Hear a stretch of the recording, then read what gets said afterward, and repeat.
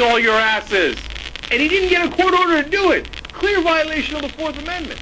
Let alone Article 1, which says Congress makes laws. And Bush was like, yeah, Congress makes laws unless they do a signing statement. I don't give a damn what Congress says. Oh, well, I don't know, young Turks. It seems to me that another Republicans up here in Canada, Canadian, anti-democratic, Republican conservatives are not the big fans of mandatory vaccines. And, and then people start coming out of their house and doing door-to-door, like electric, those energy-efficient light bulb things, or like, oh, they're all like curvy, and they remind us of little pigtails, and we don't like having little, like, references to filthy animals in our house, regardless of how, like, and they don't have they don't have that kind of classic bulb shape, and they're, it's not really, it's more of a white light they emit. It's not so much the yellow-orange kind of colors where it's become accustomed to, and over here at my household, it has become quite the family tradition to, like,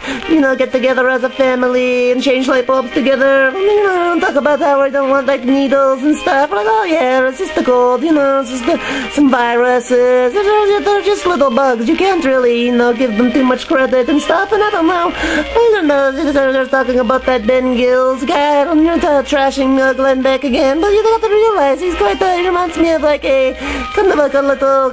some sort of pastry man. He's this kind of guy you see like at your butcher shop or, at the meat market or whatever. And he's like wrapping up your fresh like halibut fish or something. And he's like, oh yeah, well, this Obama guy is giving me nightmares. I'm having a nightmare about he's trying to change things, and it's not for the better. And I see flames and stuff, and he's like talking about revolution. And it's like, oh yeah, and how much money is this going to cost?